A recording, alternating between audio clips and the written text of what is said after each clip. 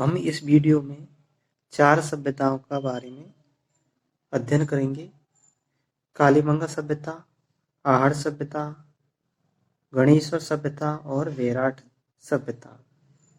कालीबंगा सभ्यता। तो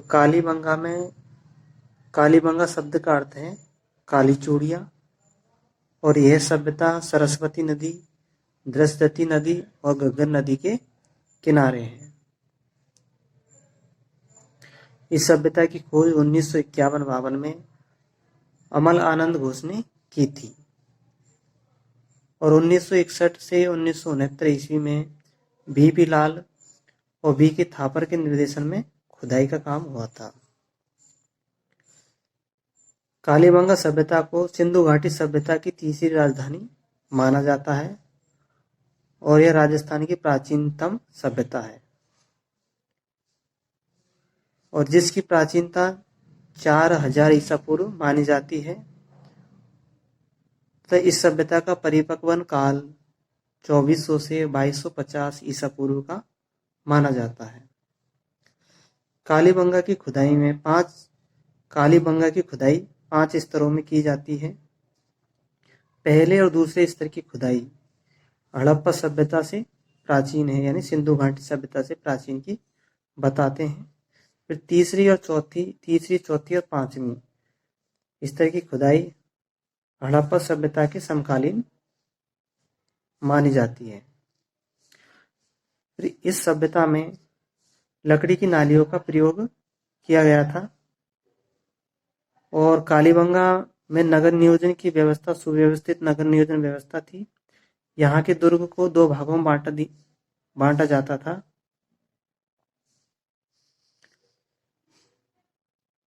यहाँ की सभ्यता में दोहरे जुताई वाले खेत मिले हैं, जो भारत में प्राचीन जुते खेतों का साक्ष्य है। और यहाँ पर हवन कुंड मिले हैं, जिसमें 7 अग्निवेदियां होती थी।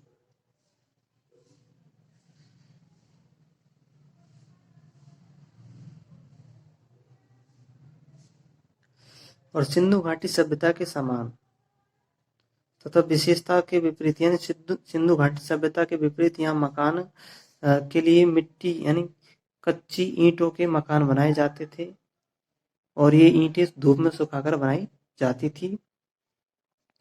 जौ और गेहूं उपजाने के यहाँ पर प्रमाण मिलते हैं, और लकड़ी के हलों का प्रयोग किया जाता था। बालक की खोपड़ी की शल्य चिकित्सा के प्रमाण भी यहाँ मिलते हैं, और यहाँ की खुदाई में मिट्टी के बर्तन मिलते हैं, और ये बर्तन पतले हल्के होते थे, लेकिन सुंदरता और सुडौलता का इनमें अभाव होता था।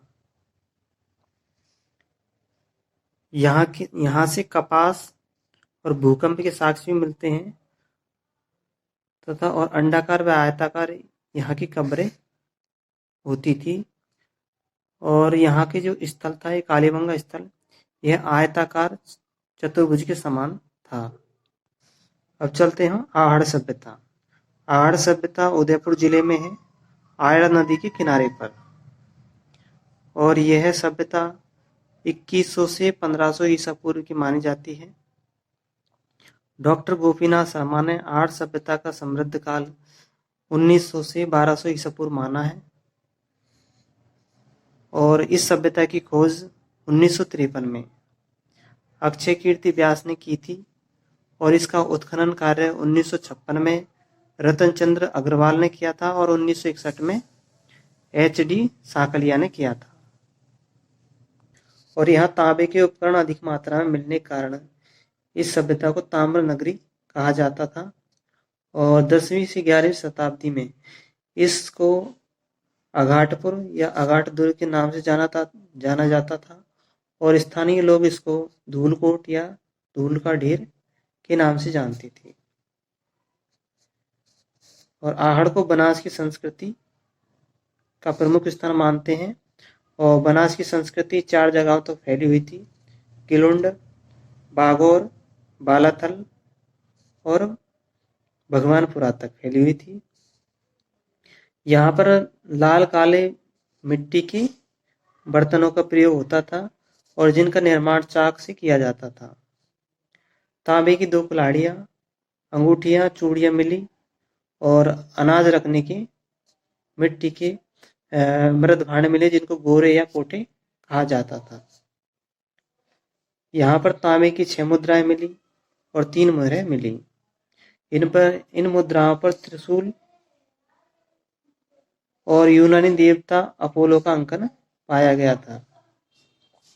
यहाँ के मकानों में 2, 3 या 6 चूल्हे मिलते थे। इससे पता चलता है कि यहाँ सामूहिक रूप से भोजन करते थे लोग। और यहाँ पर कपड़ा छापने के ठप्पे, शरीर पर मैल छुड़ाने के झावे और तोलने के लिए बाट और माप भी मिले थे। यहाँ मकान बनाने के लिए कच्ची ईंटों का उपयोग किया जाता था, साथ में मुलायम पत्थर भी लगाते थे। और आहड़वासी कीमती पत्थरों का भी प्रयोग करते थे। तो कीमती पत्थरों में क्या क्या था?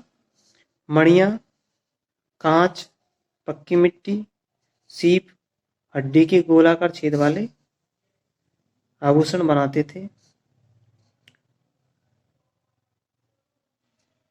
और यहाँ कृषि भी की जाती थी, जिसमें ज्वार, चावल और गेहूं की खेती की जाती थी और अनाज को पका करके खाया जाता था। फिर तीसरी सभ्यता है गणेश्वर सभ्यता। यह सीकर जिले में है, कातली नदी के किनारे पर। गणेश्वर सभ्यता को ताम्रयुगीन सभ्यताओं की जननी कहा जाता है। इसके उत्खनन में सैकड़ों तांबे के आयुध और तांबे के उपकरण और तांबे के आभूषण मिलते हैं, जिनमें है कुल्हाड़ी, तीर, भाले, सुई और मछली पकड़ने के कांटे प्रमुख रूप से है। और यहाँ के उपकरणों में 99% या 99% तांबा मिलता है, जिससे पता चलता है कि यहाँ के लोग मिश्र धातु बनाना नहीं जानते। और गणेश्वर सभ्यता को पुरातत्व का पुष्कर भी कहते हैं। और यहाँ के लोग भवन निर्माण के लिए पत्थरों का प्रयोग करते थे। और ऐसा माना जाता है कि सिंधु सभ्यता, कालीबंगा और आहड़ के निवासी तांबा और तांबे की सामग्री गणेश्वर सभ्यता से प्राप्त करते थे। चौथी सभ्यता है बेराट सभ्यता। तो बेराट सभ्यता जयपुर जिले में बाणगंगा नदी के किनारे पर है। बाणगंगा नदी को अर्जुन ने बनाया था। और जो बेराट को पहले विराट नगर के नाम से जाना जाता था। विराट नगर का निर्माण महाभारत काल के राजा विराट ने किया था और अपनी राजधानी बनाया था।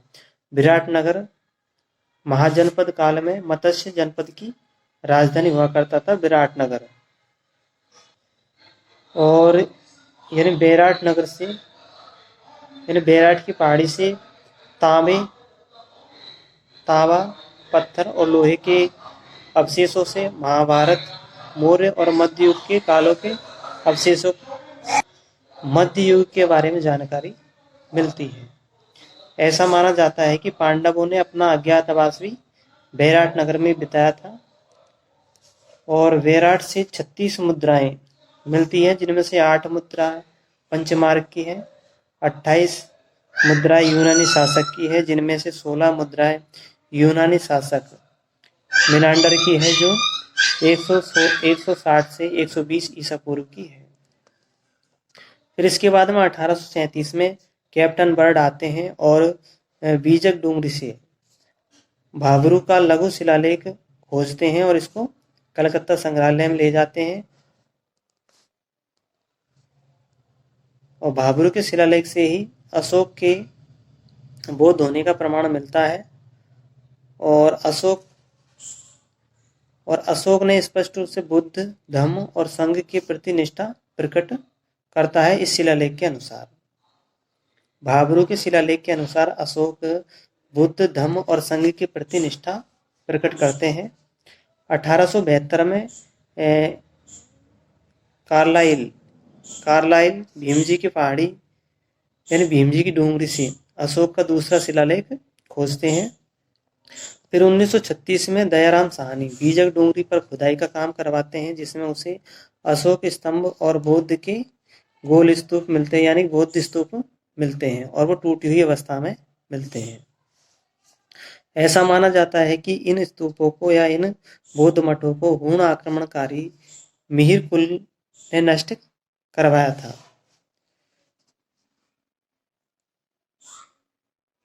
और बेराट से संकलिपि के साक्ष्य मिलते हैं, और यहाँ पर मध्यकालीन ईदगाह और अकबर के समय की जैन मंदिर मिलते हैं। और यहाँ से हाथ से बुना हुआ कपड़ा भी मिलता है, सूती कपड़ा। मिट्टी के बर्तन मिलते हैं जिन पर स्वास्तिक और त्रिरत्न के चिन्ह मिलते हैं, और मिट्टी का नाचता हुआ पक्षी, पत्थर की थालियाँ और छोटे संदूक मिलते हैं। लोहे और तांबे की वस्तुएं भी यहाँ मिलती हैं, और लोहे और तांबे की वस्तु बनाने के औजार भी यहाँ मिलते हैं। इसलिए बेराट सभ्यता को लोहकालीन सभ्यता भी कहते हैं।